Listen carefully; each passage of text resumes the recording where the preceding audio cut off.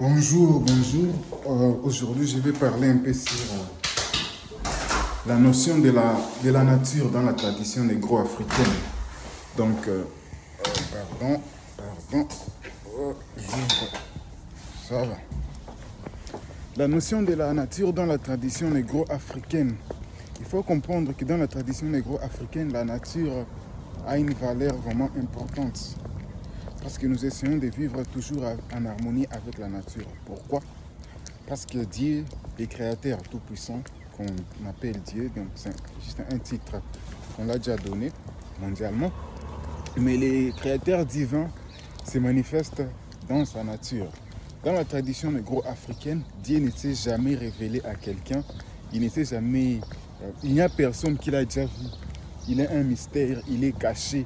Personne ne sait où il se trouve, personne ne sait qui il est, personne ne sait à quoi il ressemble, personne ne sait à quoi sa voix, comment sa voix sonne. Il est un être caché. La raison pour laquelle dans la tradition négro-africaine, on le désigne toujours par des noms qui signifient celui qui est caché, comme par exemple Imana, Amon, signifie juste il est caché. Alors s'il est caché et que personne ne le connaît, alors comment... Dans nos traditions, nous avons pu créer tous ces règles spirituelles et tout ça. Eh bien, c'est en observant la nature. Parce que dans la tradition négro-africaine, on s'est dit que le microcosme ressemble au macrocosme. Donc, tout ce qui est en haut ressemble à ce qui est en bas. Et ce qui est en bas ressemble à ce qui est en haut. Pour qu'ensemble, ça puisse former les mêmes miracles. Donc, en observant la nature, nos ancêtres africains ont été à mesure de dire le créateur qui a créé tout ceci, sa volonté et que nous puissions être en harmonie avec toute sa création. Donc, il se manifeste dans le soleil, il se manifeste dans les étoiles, il se manifeste dans l'eau, il se manifeste dans la terre, il se manifeste dans tout ce qui existe, dans tout ce qui respire.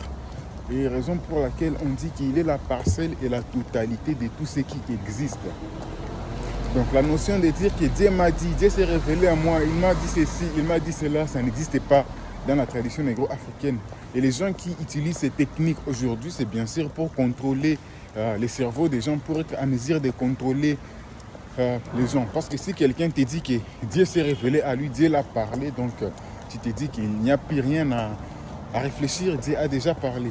Mais chez nous, en Afrique, je disais que non, si tu observes la nature, Dieu t'a donné le cerveau pour observer et pour discerner, pour comprendre sa volonté parfaite. Et vous allez voir que malgré que les gens se chamaillent pour des questions de croyances, on ne se chamaille jamais pour des questions de nature. Vous n'écouterez jamais un combat entre deux peuples se disant que non, notre soleil est meilleur que votre soleil. Ou notre atmosphère est meilleure que votre atmosphère.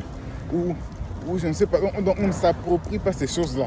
Parce qu'il n'y a personne qui va dire qu'il a créé la lune, personne ne va dire qu'il va créer les étoiles, personne ne va dire qu'il a créé l'air, personne ne va dire qu'il a créé le sol. Parce qu'en fait, ce qui est dédié, ça ne se discute même pas. Tout ce que vous voyez les gens en train de se discuter, oh c'est nous qui sommes dans les vrais, vous êtes dans les faux, sur base de tout ceci, tout cela, sur base de tel livre ou tel livre, sur base de tel personnage ou tel personnage, ce sont des créations humaines. Et Dieu Tout-Puissant, il se manifeste dans la nature. Et la nature est toujours en harmonie. Et une fois vous osez même vous osez déranger la nature, la façon dont la nature répond, donc ça vous prouve que c'est ça les divins.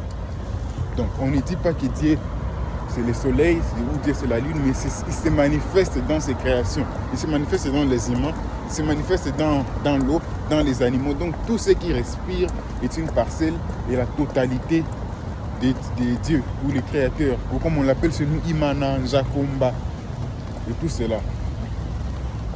Alors, vivez en harmonie avec la nature, ne détruisez pas la nature, respectez tout ce qui respire, respectez l'eau, la terre, les animaux, la lumière et tout ce qui est vivant. Parce que l'Esprit de Dieu est dans chacune de ces créatures. Au nom de Dieu Tout-Puissant, de nos ancêtres méritants, je vous remercie. Bonne journée. Ingeta.